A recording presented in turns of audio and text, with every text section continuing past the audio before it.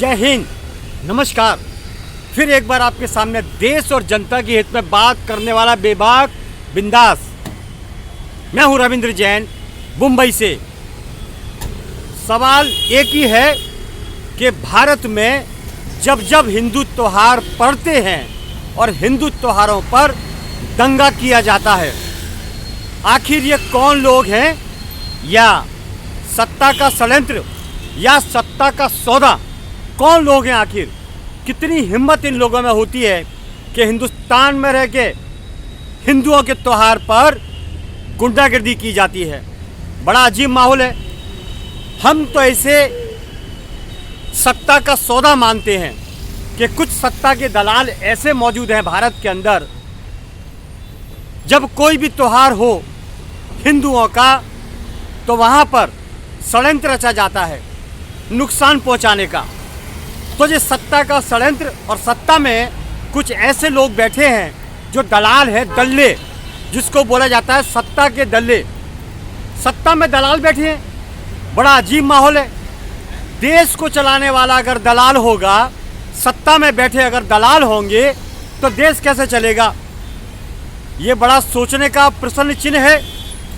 जनता तो बेचारी है, और जनता तो घर के खर्च से, कर्जे से मुक्ति नहीं हो पाती है, तो वो क्या सोचेगी इन सत्ताधारियों के बारे में?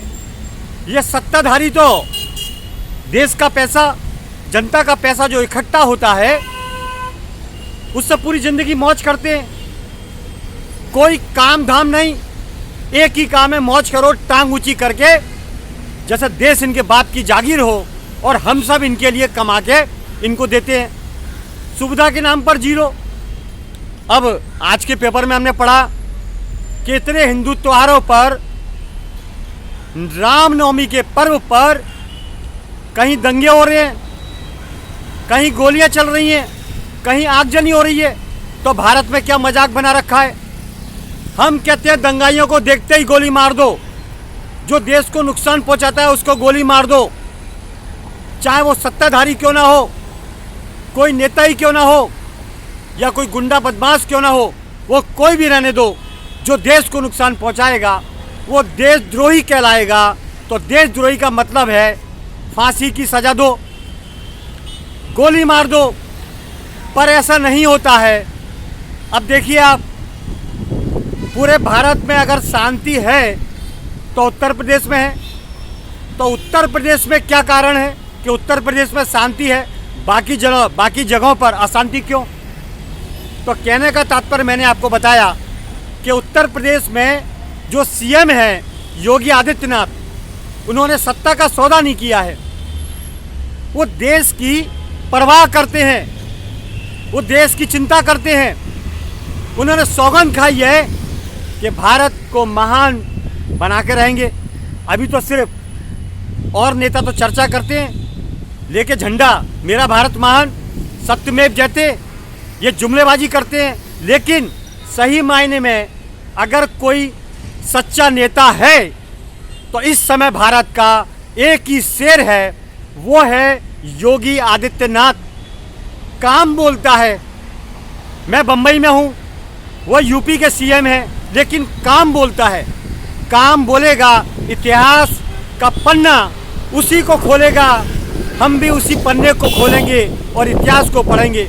हम गद्दारों का इतिहास नहीं पढ़ेंगे जो देश से गद्दारी करते हैं, देश का पैसा खाकर देश को नुकसान पहुंचाते हैं। तो भारत का वो नेता भी गद्दार होगा जो सत्ता पर बैठकर राजनीति षड्यंत्र करेगा और सत्ता से सौदा करेगा, उसे भी गद्दार बोला जाएगा।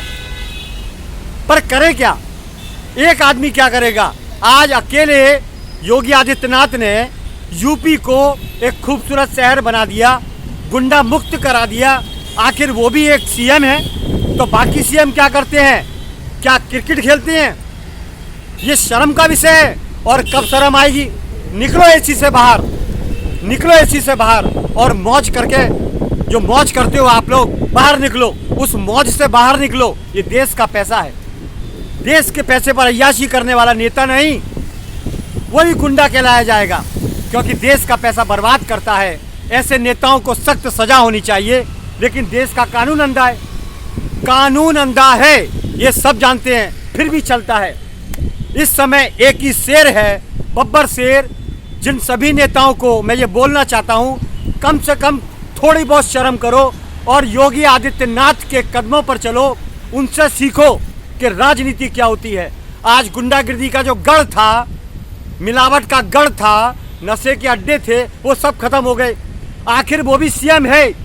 सनातन का एकमात्र, हिंदू धर्म का एकमात्र नेता नजर आता है योगी आदित्यनाथ। बाकी तो एसी में पड़े रहते हैं टांग ऊंची करके, जैसे देश उनके बाप की जागीर है। 130 करोड़ की जनता से विनती करता हूं, आप आवाज बुलंद करें, बाकी काम मैं कर लूंगा। आप आवाज बुलंद करें, आवाज उठाएं कि आने वाला प्रधानमंत्री योगी आदित्यनाथ ही होना चाहिए। बाकी किसी के बस का रोग नहीं है कि हिंदुस्तान को वो संभाले। मैं जनहित में मुंबई से रविंद्र जैन। जय हिंद।